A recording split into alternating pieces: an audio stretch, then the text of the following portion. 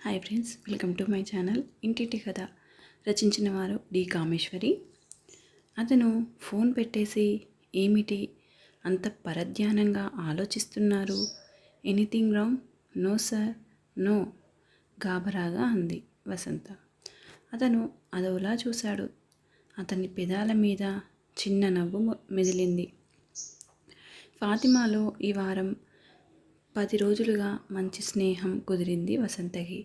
ప్రత్యేకంగా ఫాతిమా కోసం ఇంట్లో తల్లి ప్రాణం తీసి రోజుకో రకంగా టిఫిన్లు తెచ్చేది. ఇద్దరు ఒకరివి ఒకరు పంచుకొని తినేవారు. సాయంత్రం బస్టాప్ వరకు ఇద్దరు కలిసి వెళ్ళేవారు. ఒక ఆదివారం ఫాతిమా వసంతని ఇంటికి రమ్మని పిలిచింది. ఫాతిమాకి తండ్రి లేడు.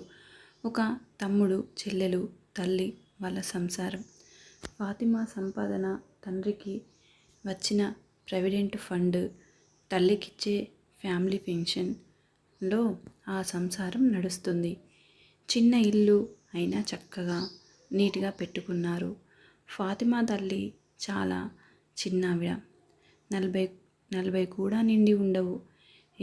ఎంతో అందంగా ఉంది. ఆ కుటుంబం, ఆ ఇంటి వాతావరణం ఎంతో నచ్చింది వసంతకి.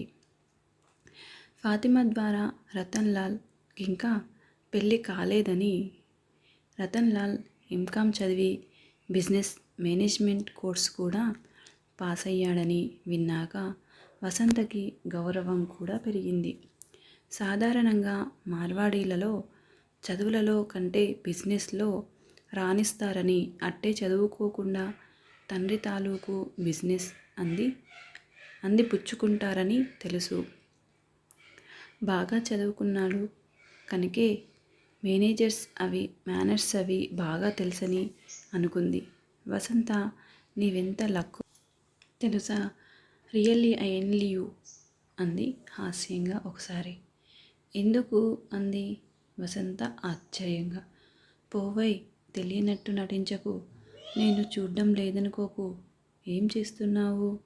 తడబడుతూ అడిగింది వసంత. నీ బుగ్గల్లో గులాబీలు. బాస్ని చూడగానే చిలిపిగా అంది. చీచీ, ఏం మాట్లాడుతున్నావు? సిగ్గుపడుతూ అంది వసంత. ఫాతిమా చనువుగా చెయ్యి నొక్కి, ఇంకా నేనేమనలే, క్యారియన్ అంది నవ్వుతూ.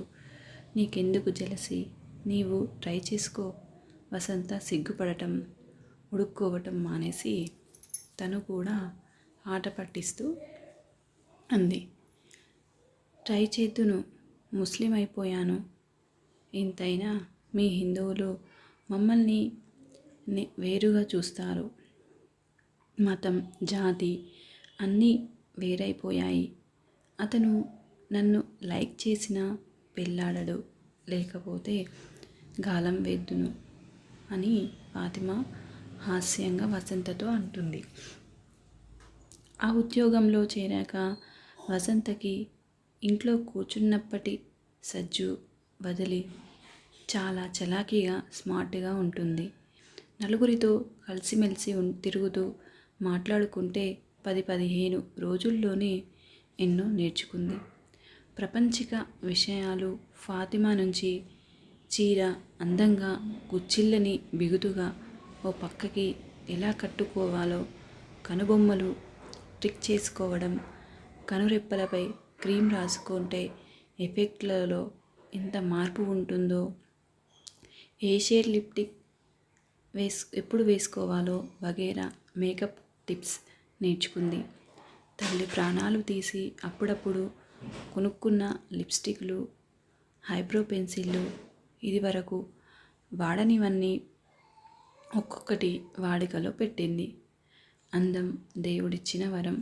అయితే ఉన్న అందాన్ని ఇనుమడించుకుంటూ తీర్చిదిద్దుకోవడమే ఒక కళ అనిపించింది.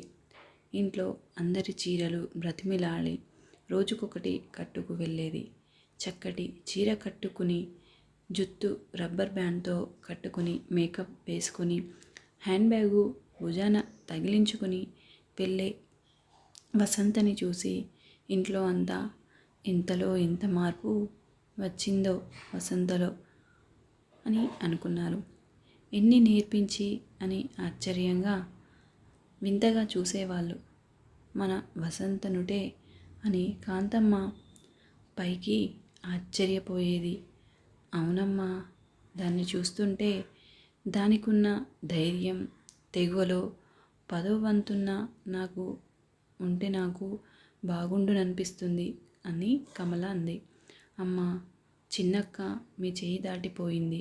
చూసుకో, ఈ ఇల్లు బోరు అంటుంది. మనం అందరూ డట్టి అంటుంది. మనల్ని అందరినీ డట్టి అంటుంది.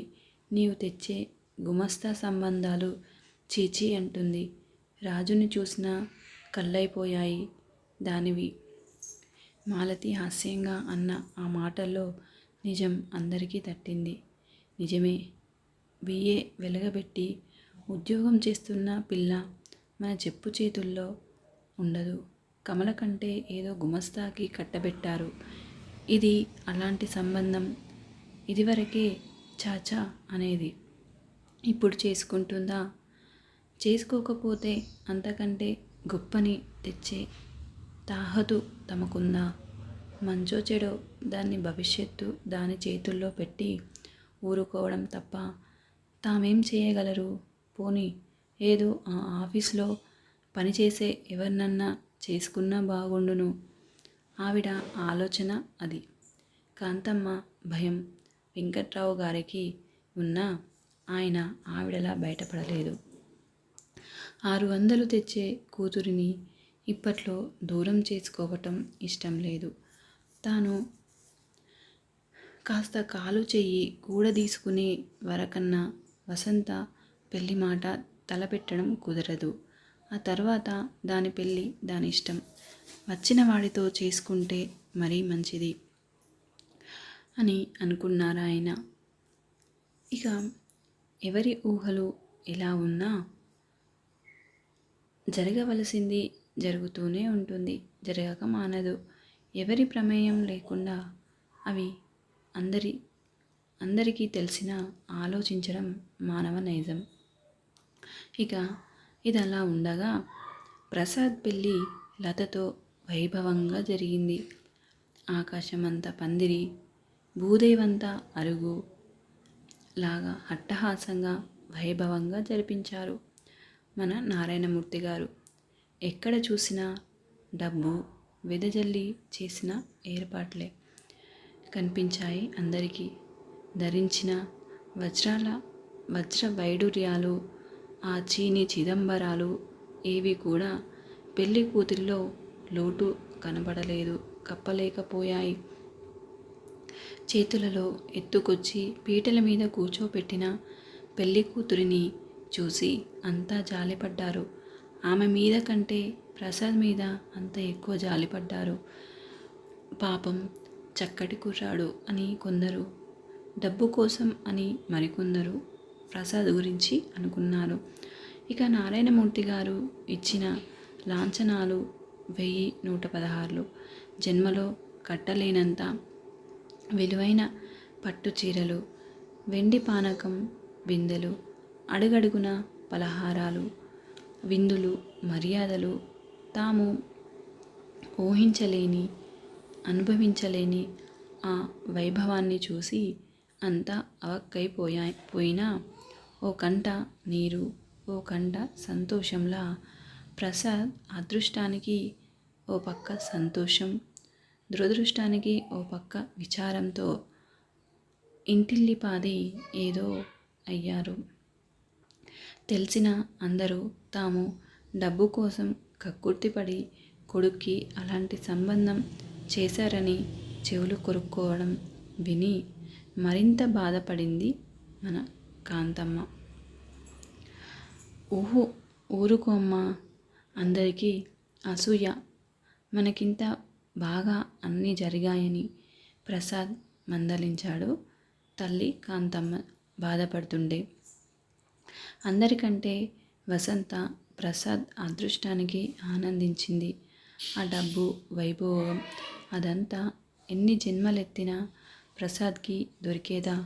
కళ్ళు లేని అవిటిదైతే వచ్చిన నష్టమేమిటి అని కాళ్ళు లేని అవిటిదైతే వచ్చిన నష్టమేమిటి అని వాదించింది. దొరికిన పట్టు చీరలు చూసి సంతోషపడిపోయింది. ప్రసాద్, ధర్మమా, అన్నీ ఇంకా తమ బతుకులు బాగుపడతాయి. ఆ 2 గదుల కొంపలో ప్రతిదానికి తడుముకుంటూ బతికే కర్మ తప్పుతుంది అని సంతోషించింది. ఎవరికి వారే భవిష్యత్తుని అందంగా ఊహించుకుంటూ ప్రసాద్కి ఏదో అన్యాయం జరిగిందన్న విషయం తేలిక మర్చిపోయారు. ఈ స్టోరీ మీకు నచ్చినట్లయితే లైక్ చేయండి, షేర్ చేయండి. స్టోరీ ఎలా ఉందో కామెంట్ సెక్షన్లో కామెంట్ పెట్టండి.